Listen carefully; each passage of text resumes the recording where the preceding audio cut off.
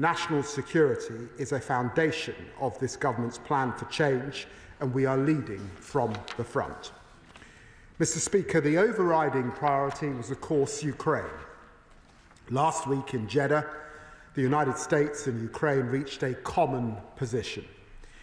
A ceasefire offer is now on the table, and American weapons and intelligence are flowing once again.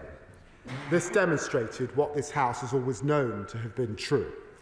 Under President Zelensky's leadership, Ukraine is serious about peace, sincere in their efforts to pursue a just and lasting end to this appalling war, unrelenting in their determination to ensure that Ukraine remains democratic, free, strong and prosperous. At the G7, the UK and our allies were united in our unwavering support for Ukraine's defence of its freedom, united in support for Ukraine's pursuit of peace, united on what is required to make this happen. Now it is Putin who stands in the spotlight. Putin who must answer. Putin who must choose. Are you serious, Mr. Putin, about peace? Will you stop the fighting? Or will you drag your feet and play games? Play lip service to a ceasefire while still pummeling Ukraine? My warning to Mr. Putin is this: if you are serious, prove it with a full and unconditional ceasefire now. And if Putin does not deliver, Mr. Speaker, and I must tell the House that I currently see no sign yet that he is, the G7 meeting helped us ready the tools to get Russia to negotiate seriously. We're not waiting for the Kremlin. If they reject a ceasefire, we have more cards that we can play. We can all see the impact the G7's unprecedented sanctions have had on Russia's faltering economy. Social spending down, inflation and interest rates sky high. There can be no let-up in our efforts. In Canada, we discussed where we can go further to target their energy and defence sectors, further squeeze their oil revenues and use frozen Russian assets. At the same time, we will keep up our support to Ukraine. Europeans clearly need to shoulder our share of this responsibility. We in the UK are stepping up on drones, on munitions and on training, sending over 400 different capabilities to Ukraine and training over 50,000 recruits. And we've announced the biggest increase in UK defence spending since the end of the Cold War. We're urging our allies to do the same, so Ukraine is in the strongest possible position now and in any peace that follows. And tomorrow I will be hosting EU High Representative Kallas, the first such visits since we left the European Union. In this moment, Ukraine's friends should be working hand in glove, and that requires a new era in UK-EU security cooperation. Finally, we are taking the steps to ensure Russia does not come back for more. We know the history, Mr. Speaker. Budapest, Minsk, paper promises betrayed by Putin. Together with France, we are establishing a coalition willing to deter Russia from invading again. To be credible, it will need US support. But Britain and our allies recognise that we need to step up, and this government is leading the effort on multiple fronts. In the past week, my right honourable friend, the Prime Minister, convened the biggest gathering yet of those willing to play their part in ensuring Ukraine's future security. This followed my visit to Canada and my right honourable friend, the Defence Secretary's trip to Paris. And this week, military planners from allies will gather for further discussions in the UK co-chaired with France. Mr. Speaker, Ukraine was our top priority, but our unity extended beyond Ukraine. The G7 united in support for the fragile ceasefire in Gaza. the release of all hostages, the unhindered humanitarian aid into Gaza. And let me be clear to this House what I said to the G7. Hamas must release the hostages. For Israel to be secure, these terrorists can have no role in Gaza's future. But the complete blocking of aid in Gaza is appalling and unacceptable. Humanitarian aid should never be used as a political tool. We urge the Israeli government to change course. The G7 also discussed the Arab reconstruction plan for Gaza, an important signal on which we should build. The G7 also united behind an inclusive political transition in Syria. Stability in Syria bolsters UK security at home and abroad. We condemned the recent violence in Syria's coastal regions and called for those responsible to be held accountable. And we were united in increasing the pressure on Iran. Tehran is producing highly enriched uranium at a rate that makes a mockery of the limits set in the JCPOA. Iran can never be allowed to develop and acquire a nuclear weapon. President Trump has written to the Supreme Leader. And this weekend, the United States has responded strongly to the Houthi resumption of unacceptable attacks on international shipping. Iran must now change course, de-escalate, and choose diplomacy. Mr. Speaker, the G7 also kept the spotlight on the conflicts in Sudan and the DRC. We denounced the atrocities in Sudan. The warring parties must protect civilians, cease hostilities, and ensure unhindered humanitarian access. There was strong support for the conference I will host on Sudan next month, an important opportunity to get a political process moving. We also condemn the Rwanda-backed offensive in the eastern DRC, a flagrant breach of the DRC's territorial integrity. The M23 and Rwandan Defence Force must withdraw. All parties should support African-led mediation processes. Mr. Speaker, the G7 also reiterated our call for the restoration of Venezuelan democracy and reaffirmed our strong support for Guyana's sovereignty and territorial integrity. And as the G7 met, Armenia and Azerbaijan concluded negotiation on a historic peace agreement. We warmly welcome this achievement and encourage both sides to move to signature as soon as possible. It was a pleasure, Mr. Speaker, to be back in Canada, a proud sovereign nation in which I have family I visited since childhood and with whom we share a long history and a royal family. Their new leader, Prime Minister Carney, is in London today. I'm sure the whole House will congratulate him on his appointment. My fellow G7 ministers and I received a warm welcome to Quebec, home of my good friend, Minister Mélanie Joly. And we united behind a new Canadian-led initiative on maritime security, an example of their strong leadership. With growing threats from the Red Sea to the South China Sea, trade routes on which growth and all our economies rely, a strong collective response from the G7 matters to us all. Mr. Speaker, 50 years ago, a small group of Western leaders met just outside Paris, the origins of the G7. They did not agree on everything. They were from different political sides, 3 from the left, 3 from the right. It was a time of upheaval, war in the Middle East, an oil crisis and recession, the Bretton Woods system falling away. Many then as now were pessimistic about the ability of democracies to navigate the turbulence, but that generation rose to the challenge. With the G7, they tried something different. Its format allowed leaders to be honest with each other and so find common ground. Today, we must rise to these new challenges. In that same spirit of honesty and common purpose, Britain and our partners are stronger when we stand together. We are standing together right now. I commend this statement to the House. So, Secretary of State, Dame Priti Patel. Thank you, Mr. Speaker, and I'm grateful to the Foreign Secretary for the advanced sight of his statement today. There is much ground to cover in this statement in light of the vast global challenges we're all witnessing. On Ukraine, we continue to support Ukraine in this fight and the freedoms and values they are defending: democracy, liberty and the rule of law.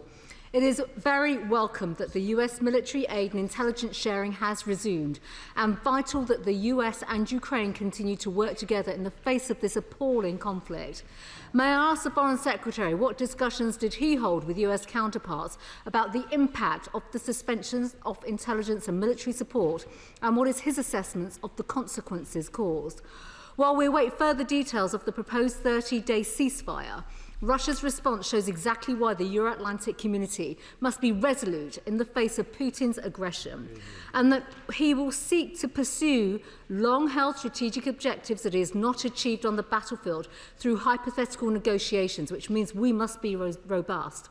Britain must apply maximum pressure on the Kremlin, boost defence production and maintain our support for Ukraine's battlefield efforts.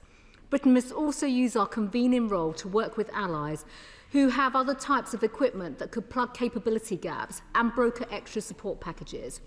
Mr. Speaker, in the G7 Foreign Minister's statement, there is a commitment to use extraordinary revenues stemming from the immobilised Russian sovereign assets. So can the Foreign Secretary confirm whether this means that the UK will go further than the £2.26 billion loan already announced off the back of the profits from sanctioned assets? And can he give an update on when proceeds from the sale of Chelsea FC will be in the hands of those most in need? Over the weekend, Mr. Speaker, we heard the Prime Minister said that he was planning for his potential peacekeeping initiative is now moving into an operational phase. Is the Foreign Secretary able to explain what moving into an operational phase means in practice, especially for armed forces? What planning is underway? What will our contribution to peacekeeping consist of? Over what timeframe would deployment be launched? And how will our armed forces be supported?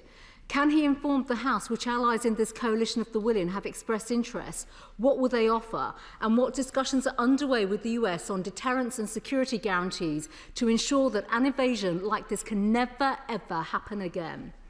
Turning to the Middle East, Mr. Speaker, we are absolutely united on the position that Iran-backed terrorist Hamas can have no role in Gaza's future. But what has the government done to pursue an end to this brutal regime? And what discussion has he held with Middle Eastern counterparts on their proposed plan for the future of Gaza? Now is the time for maximum pressure on Hamas from the international community. They must release every single hostage. Is the UK directly involved in discussions to drive action in a positive direction? On Syria, Mr. Speaker, was there discussion about the ongoing status of HTS as a proscribed terrorist group? Following the government's lifting of 24 sanctions on entities linked to the deposed Assad regime, does the recent violence change the government's assessment of the merits of lifting these kinds of sanctions? Mr. Speaker, we understand from the BBC that the UK did not directly participate in the US airstrikes on the Houthi targets at the weekend, but that our armed forces provided routine refuelling support to the US. Can the Foreign Secretary share with the House what the precise nature of the UK support was? In particular, given that the UK conducted multiple joint airstrikes with the US last year against Houthi militant targets to degrade their ability to threaten freedom of navigation. So can the Foreign Secretary explain why on this occasion it was decided that we would not deploy our own strike capabilities? And does he assess that there has been an increase in threat to the freedom of navigation in the Red Sea and to British vessels and personnel? If so, what is the government's overall approach to this threat and to the Houthis? Are hard power options still on the table as they were last year? Will the government ramp up sanctions and pressure on the Houthis and, importantly, on Iran, the malign force in the region that continues to back them? What steps is the government taking to interdict weapons flowing from Iran to the Houthis? And what discussions has the Foreign Secretary had with his American counterparts on the US approach to Iran more broadly? And where does the UK fit in this? Mr. Speaker, the G7 statement also made reference to the range of challenges posed by China. Our key partners are alert to the threat China poses, but this government seems to be oblivious to it. As China threatens global security, our national interests, and to put bounties on the heads of Hong Kongers living here, we've also seen the Energy Secretaries following the Chancellor and the Foreign Secretary kowtowing to the Chinese Communist Party, and the Foreign Secretary and the Home Secretary, who are responsible for national security, are now the cheerleaders for the Chinese Super Embassy planning application. So will the Foreign Secretary disclose in full all contacts and communications between his department, Downing Street, the Chinese Authority and MHCLG about this matter? Does he recognise the anxiety this planning application is causing to the groups who are threatened by China? Will he accept the threats and risks that mean China must join Iran on the enhanced tiers of furs? And finally, Mr. Speaker, on the Chagos surrenders deal, was this discussed with his US counterparts? Will he commit to present a draft treaty to the House before it is signed? And how can he justify handing over billions of pounds of British taxpayers' money to Mauritius instead of defending our sovereignty? Well, I'm very grateful, Mr. Speaker, particularly for the cross-party nature of the Secretary of State for the Opposition. Mr. Speaker, I'm a little jet-lagged. I got off a plane at 6 o'clock, so you'll forgive me. But I'm very grateful to the Right Honourable Lady for the manner of her remarks, particularly on Ukraine, and there were a number of questions which I will seek to deal with. She's absolutely right that Zelensky has made absolutely clear that he is committed to peace. She asked me about the US decision on a military pause in aid and on intelligence aid. I'm pleased to say that our assessment is that that pause, as she will know, was for a short period, not an extended period, and therefore it has not had a material effect, but we were pleased to see that resume, and we were pleased to see what flowed from Jeddah, which was the United States, European allies, and President Zelensky in Ukraine absolutely square now with the need for that ceasefire, and it is for Putin to unconditionally now accept that ceasefire. The ball is in his court, and I was pleased to be able to discuss these matters with Secretary Rubio over the course of the 3 days at the G7, but also with Vice President Vance yesterday morning at his residence in Washington. She rightly asks about Russian assets. Let me make clear, Russia must pay for the damage it is causing Ukraine. I'm delighted that the first £752 million payment of the UK's £2.26 billion loan to be repaid by the profits has been generated on Russian sanctioned assets so far, but she knows that there is rightfully a discussion about moving from freezing to seizing. It's important that if we were to move in that direction, that there is unanimity amongst the G7, of course, and that there is a way forward within the European Union for those countries that are most exposed, and as she would expect, at pace, we are discussing these very same issues. She also asks about UK troops on the ground. At stake is not only the future of Ukraine, but the collective security of our continent and therefore Britain's direct national interests. And that's why the Prime Minister has said that Europe needs to step up, and the UK is prepared, of course, to consider committing British troops on the ground, but there must be a US backstop. There is a further meeting in London this week to continue to get into the operational detail. The Prime Minister and I are pleased, alongside the Defence Secretary, that the coalition of the willing is growing. It is right that we consider carefully what would be required on the ground, but I know that she will know too that what is very important is the monitoring exercise of what is put in place. And she, like me, no doubt, will have seen the operation that was run by the OSCE. I saw that operation in January, just before the fighting began in February. That would not be adequate this time round, and so rightly and properly we must get into the granular detail of what would be required.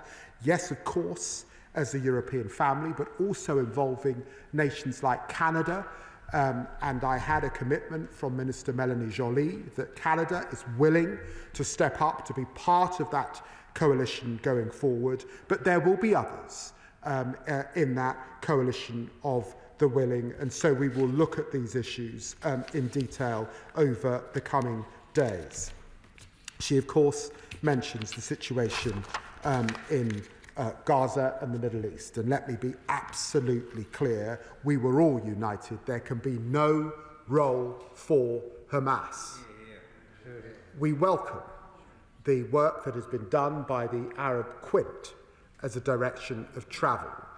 The United Kingdom wants to continue to work with the Arab Quint on strengthening that proposal, particularly on the security guarantees that the Israelis would rightfully need, their assurance that October the 7th can never, ever happen again.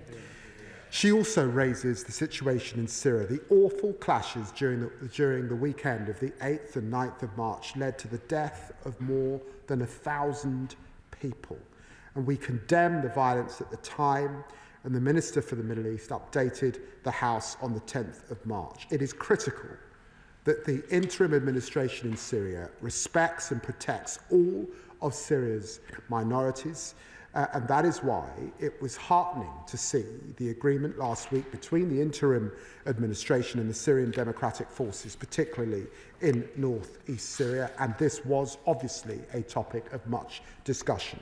She rightly also mentions the strikes in the US. Now, since the 19th of November 2023, the Houthis have targeted international commercial shipping in the Red Sea and the Gulf of Aden and attacked British and American warship. This cannot go unchecked. It is totally unacceptable, and it must be dealt with.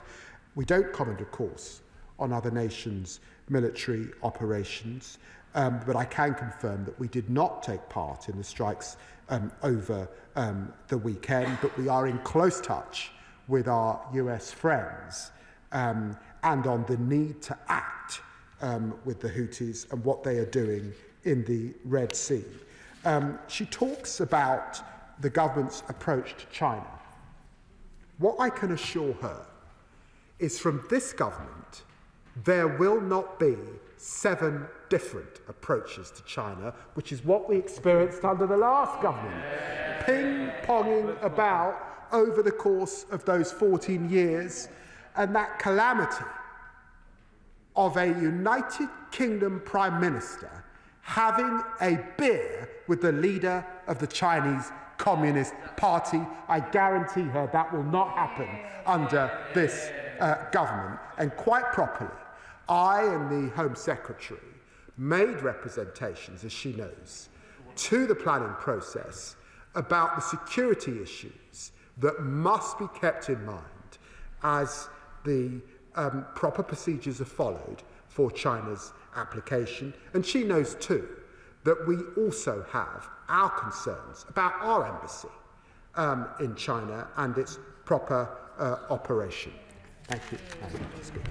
Chair of the Foreign Affairs Select Committee, Emily Thornbury. Thank you very much, Madam Deputy Speaker.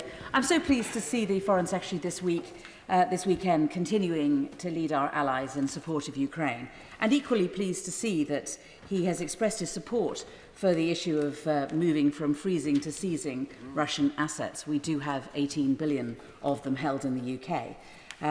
Madam Deputy Speaker, I have to say, though, if we're serious about doing this, then I wondered if we could start getting on with it. So the question I have is, what moves is his department making for example, putting legislation on the books which would allow us to seize those assets when the right time comes?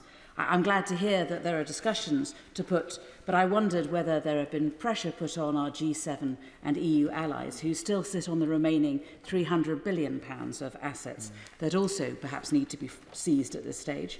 And has he considered a UN General Assembly resolution providing the legal basis for coordinated asset seizures? Well, I'm very grateful to the Right Honourable Lady for her question and, of course, her leadership of the Foreign Affairs Select Committee. Can I reassure her that we continue to work closely with our allies on this issue, including discussions, lengthy discussions that we had at the G7, Madam Deputy Speaker. But let me also emphasise it is important in this particular area that any way forward is a pooling of that exercise. I don't believe that it would be right for the UK in this instance to act unilaterally, and therefore this is a multilateral endeavour and discussion. She's right, and I get the emphasis of her question that we should work at pace on this, and can I reassure her that we are? Liberal Democrat spokesperson Callum Miller. Thank you, Madam Deputy Speaker. I also thank the Foreign Secretary for advance sight of his statement. Like him, I will focus on Ukraine. Last week, President Zelensky announced his willingness to accept an immediate ceasefire. In response, Vladimir Putin intensified his attacks on Ukraine. This gives the lie to Putin's cheap talk about agreeing with the idea of a ceasefire. His goals remain the same: destroying Ukraine's sovereignty and turning it into a satellite state of Russia.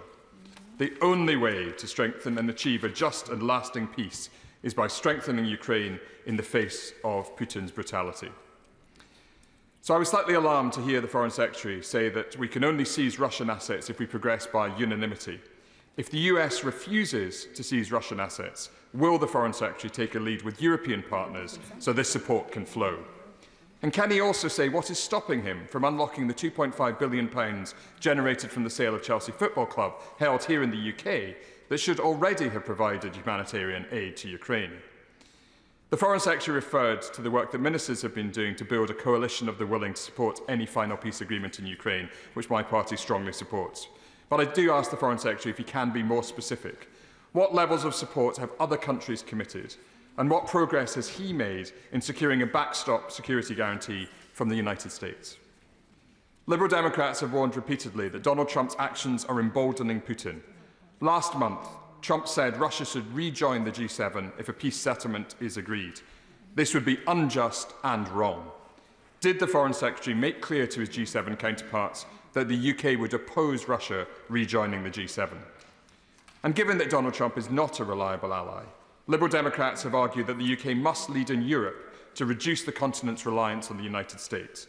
We support a pan-European rearmament bank so Europe's defences can be rapidly rebuilt. Yet last week we saw proposals from the European Commission for EU structures that could leave the UK out. So will the Foreign Secretary use his meeting with High Representative Callas tomorrow to make sure that the UK plays a full part in European efforts to the benefit of our security and our defence industry? Yes. Well, I'm very grateful to the honourable gentleman for continuing that cross-party unity. He's usually pretty on top of the details. Can I just say to him, on the sovereign assets issue, it is not the United States that has raised consistent concerns about sovereign assets. It's not the United States in this instance that's more exposed than others. It's actually within Europe, Belgian colleagues that have found themselves more exposed, and German colleagues that have previously been resistant to this issue. But of course there's a change, an administration in Germany coming, and so we'll see what their assessment is. On the issue of those funds from Abramovich that of course we want to use, can I just say, and I should have said this to the Right Honourable Lady, we inherited this from the last government. 2.5 years, no progress was made. I am frustrated with that lack of progress, and I am doing everything I can in order to reach a resolution in this matter. And if not, of course, I've got to consider all the tools that are available to government. But at this stage, what I want is to be able to act quickly, given that he knows and I know and we all know that Ukraine need those funds now. And therefore, we urge, working with other colleagues and Mr. Abramovich's lawyers, we urge action now. Can I say to him, there was no discussion of Russia joining the G7. I mean, no discussion whatsoever. The G7 is a family of democratic nations committed to the rule of law. Russia under Putin has put themselves way outside of that club and that necessary partnership. I see no basis at the moment on which Russia could enter the G7, and indeed there would be other candidates way ahead of Russia were that to be the place. And I'm delighted that the Lib Dems have a proposal for a rearmament bank. I would just say to them that Ursula von der Leyen got there before them. To ensure all colleagues can get in, questions will have to be short, and if answers continue to be long, there'll be some disappointed backbenchers. Ruba Huck. Thank you, Madam Deputy Speaker. I welcome my right honourable friend's strong statement that blockading all aid into Gaza, including UK-raised aid,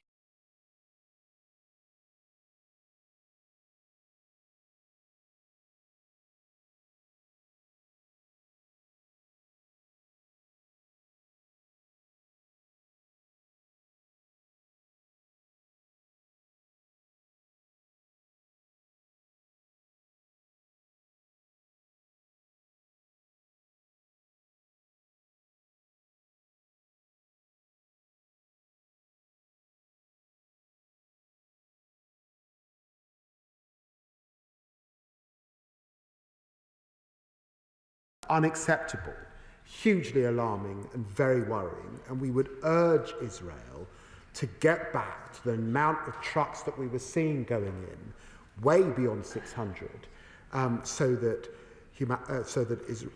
Palestinians can get the necessary humanitarian support they need at this time. Mark Pritchard. Thank you, Madam Deputy Speaker. Can I welcome the Foreign Secretary's statement today and for all his hard work travelling all around the world trying to make us all safer. He mentions the OSCE. And whilst the previous model may not be fit in Ukraine for the future, I hope you recognise the important role of the OSCE will play in future elections in Ukraine, and certainly some new model perhaps alongside a security force. But may I just bring his attention to the joint statement from Canada, where it says the highlights, quote, Iran is the principal source of regional instability, and, quote, some would argue, of course, global instability and insecurity. And in his statement today, he says, quote, Tehran is producing highly enriched uranium at a rate that makes a mockery of the limits set in the JCPOA. So can I ask the Foreign Secretary, if Israel, with or without US support, takes direct action to make the world a safer place and to stop Iran acquiring a nuclear weapon, will the UK government support that action? Well, I'm very grateful for the honourable gentleman raising this issue of Iran and their desire to have nuclear capability. We stand in the way of that, and working with the Germans and the French, we are determined to use all diplomatic efforts to bring about a conclusion to that desire. And I discussed that, of course, with Secretary of State Rubio alongside my French and German counterparts at the G7. But we also discussed maximum pressure, and we also discussed that nothing is off the table as we discuss these issues with Iran, and we are running out of time to reach a resolution to this issue. Blair McDougall.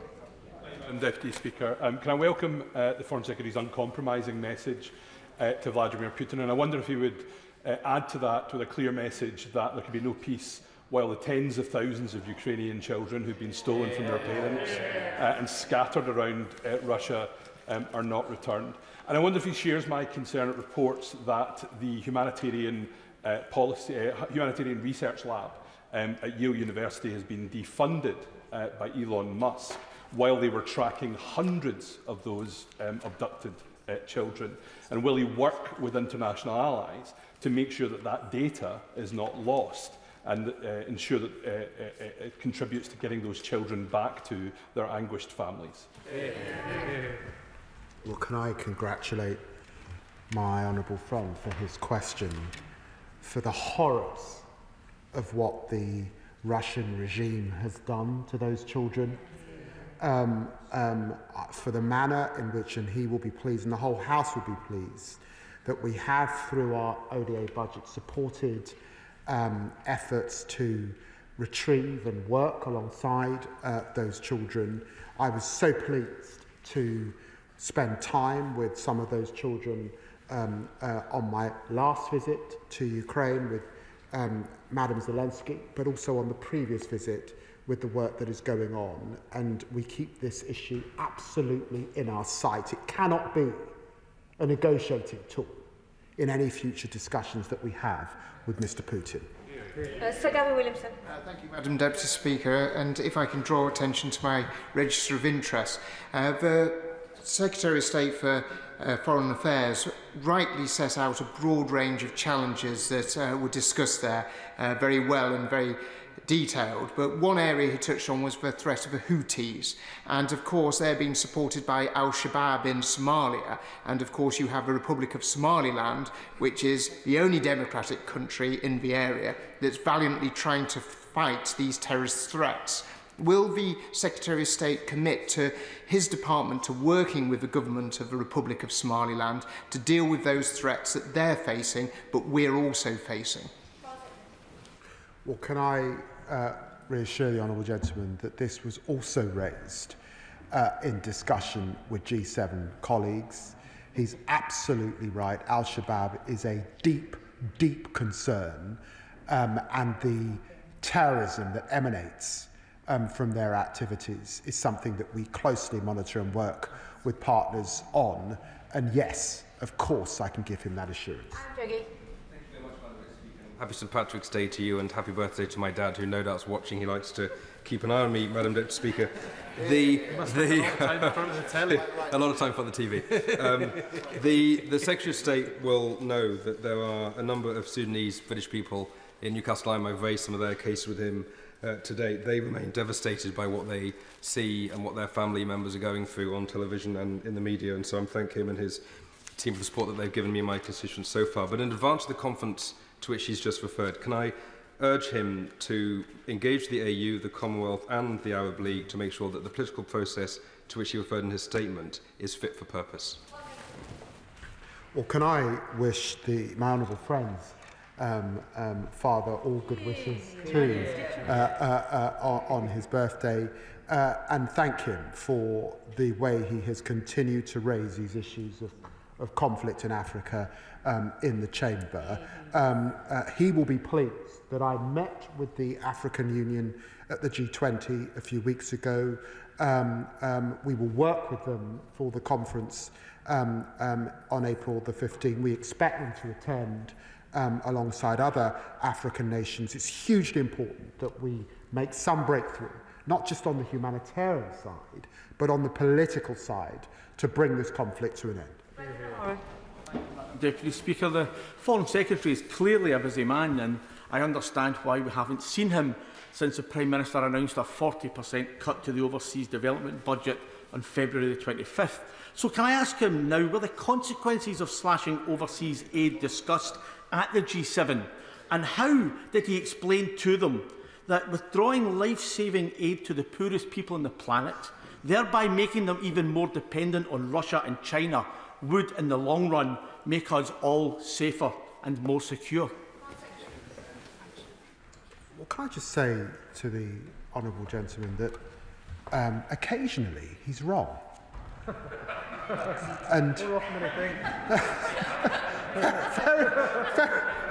very occasionally, Deputy Speaker, the Prime Minister made a statement about defence spending. It was a statement that was applauded right across the European families and certainly in the United States, and it was essential.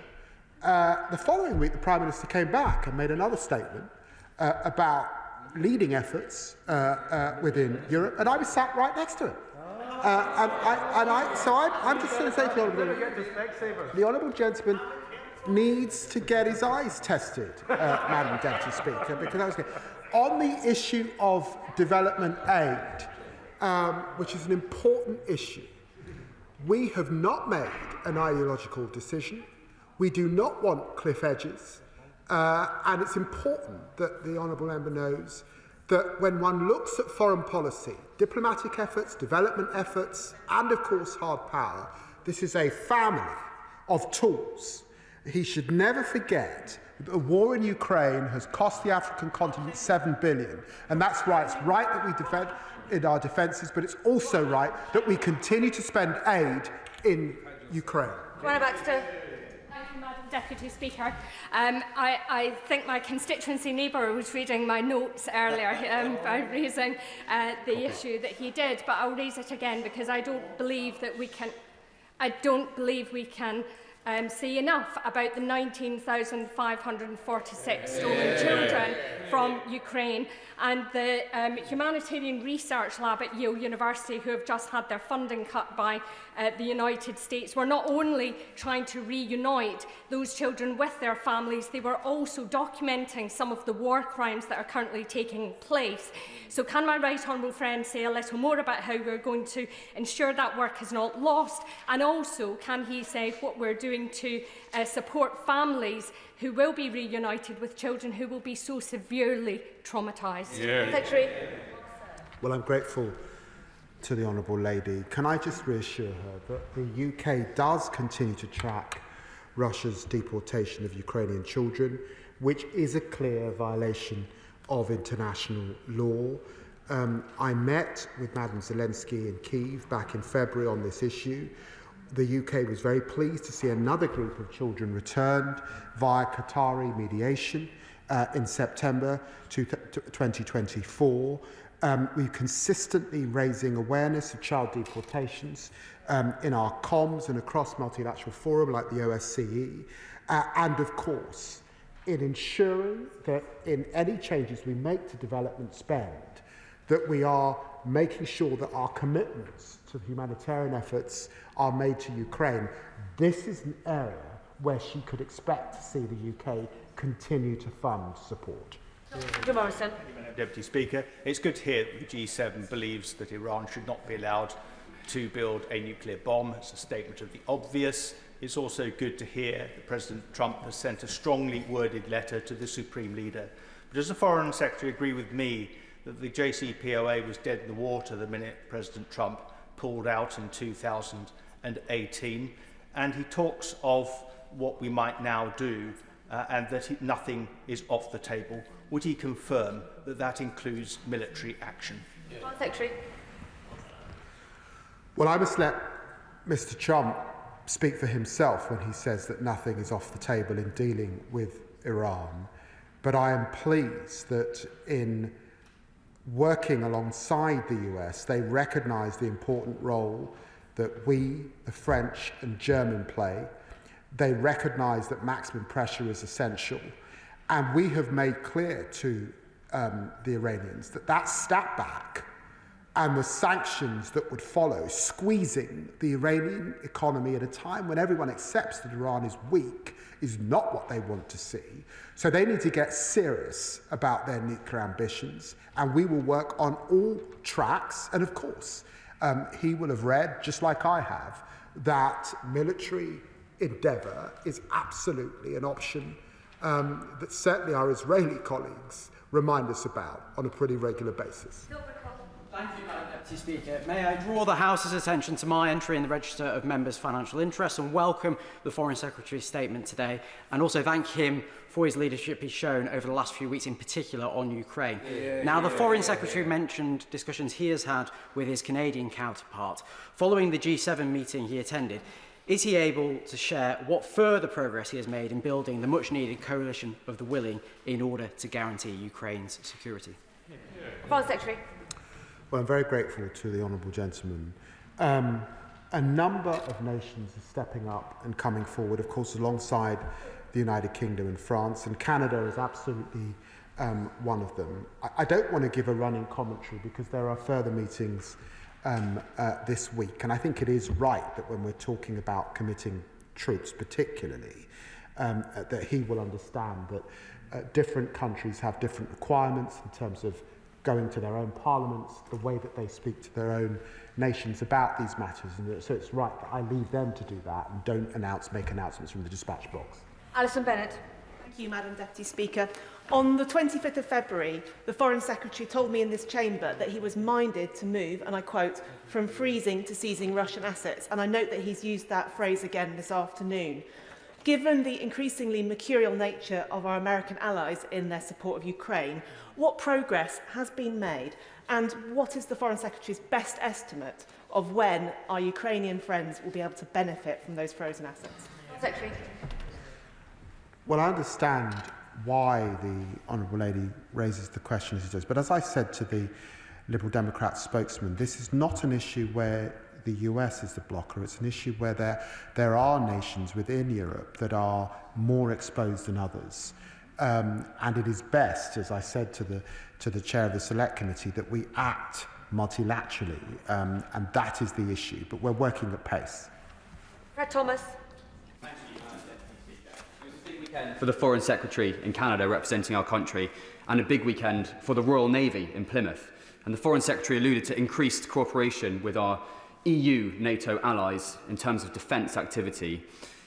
In Plymouth this weekend, the Deputy French Ambassador was down to unveil Ariadne. This is a new capability that the French and British navies now hold, unmanned, uncrewed, completely autonomous, end-to-end, 12-metre long, underwater, mine countermeasure vessels, a remarkable feat of technology. And will he join me in celebrating this feat of cooperation? Foreign Secretary. Well, can I say first to my honourable friend, thank him for his service. He will be pleased that maritime security was such a big discussion point at the G7, and I thank Canada for that. We are a great maritime nation, working with our colleagues, and can I assure him there will be more on this issue in the SDR, which is to follow. Richard Tice. Thank you, Madam Deputy Speaker. I thank the Foreign Secretary for his statement. It seems to me that Putin views the failure to seize the frozen assets as a sign of Western weakness. And if there are some reluctant countries in this, given that the Prime Minister is rightly leading a coalition of the willing, could the Prime Minister and the government lead a coalition of the willing of those nations who will seize those frozen assets? Well, can I say that it's right and proper, as right across Europe we see a cost of living crisis, that we pool our efforts, but also that respective Treasury departments and finance ministers are satisfied that this would not have a detrimental effect on the global economy. Those are the necessary discussions that are being had. He knows my emphasis, but can I assure him that Europe is more united on these issues than we're currently seeing from reform? Steve Kemp. Thank you, Madam Deputy Speaker. And I'd also like to thank the Foreign Secretary for his statement to the House today. Last week, I hosted a Westminster Hall debate on the International Fund for Israeli-Palestinian Peace. And I wonder if the Foreign Secretary could advise the House if he was able to raise the matter at the G7 Foreign Ministers meeting, and if he might commit to a further meeting with MPs to discuss the UK's commitment to that fund. Well, we were able to discuss Gaza and link that discussion to a broader discussion on development spend and on our commitment to Gaza. He will know particularly that the United Kingdom supports the Palestinian Authority and the necessary reforms that they need to make. And can I assure him that I, or indeed the Minister for the Middle East, will meet and discuss these issues further? Jeremy Corbyn. Thank you, Madam Deputy Speaker. In his statement, the Foreign Secretary describes the blocking of aid to Gaza as appalling and unacceptable. Why doesn't he also confirm it's illegal, it's in breach of international law, and the continued bombardment of Gaza is likewise, as is the bombardment of the West Bank? When is the British government going to finally say to Israel, we will no longer supply weapons to you, we will no longer continue security cooperation while you continue to illegally occupy territory and commit international law war crimes in both Gaza and the West Bank? Foreign Secretary. Well, can I say to the right honourable gentleman that I did say in my contribution that it is in breach of international humanitarian law, and of course we have spoken to the Israelis about those concerns, and indeed he will recall the decision that I made back in September of last year to suspend arms, and it was largely because of that breach. John Slinger. Thank you, Madam Deputy Speaker.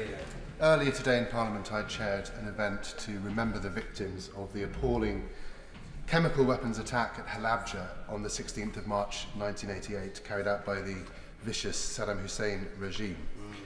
They thanked the UK for our help and friendship over the years. So does my right honourable friend agree that this and current crises show the need for a strong UK? And what I mean by a strong UK is strong armed forces, strong diplomacy with our superb diplomats, soft power with the World Service and the British Council, our alliances in Africa, in the Gulf and in Europe, and that these are vital to preserve and protect the international rules-based system that we all rely on. Foreign Secretary. Well, the honourable gentleman put his remarks incredibly well.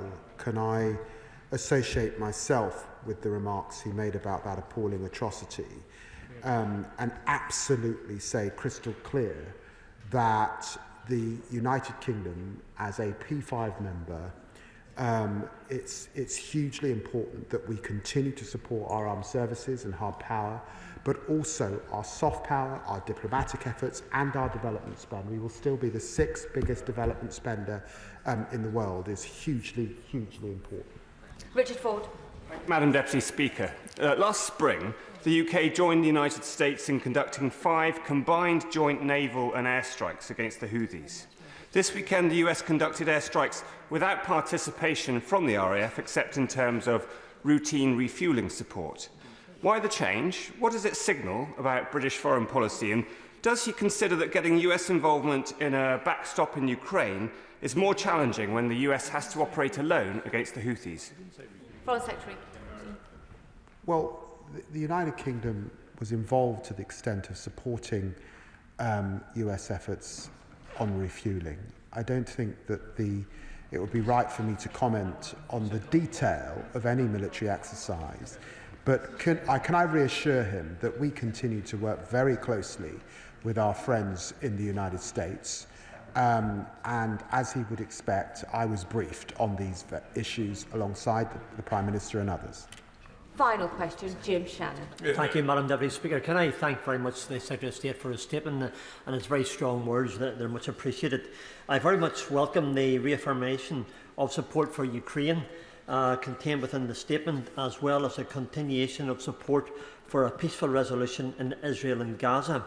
However, peace cannot come at the appeasement of Russia or the Hamas terrorist murderers that they are. So how will the Secretary of State ensure that peace will have at its foundation respect rather than threat? And what more can be done in the interim to ensure that children from both sides in Israel and Gaza border and in Ukraine can have the food, the medicine, the clothing and the education while these complex needs are sorted out? Thank you so much. Secretary.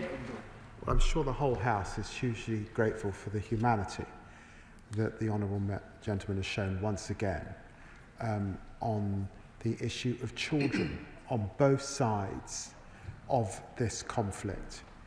I think it's horrendous that when one looks at the scenes of those hostages coming out, that amongst those hooded young men with Kalashnikovs were children. This cannot be right or proper. But at the same time, it cannot be right to starve children of the humanitarian aid, the medical supplies that they need at this time, whilst we seek to deal with the problems of Hamas and get those hostages out. I always in my remarks hold up the prospect of a two-state solution as a way through this most complex and difficult of challenges. And I'm very grateful for the way in which the honourable gentleman has raised his remarks in the House today. That concludes the G7 statements. I'll give the front benches a few moments to swap over.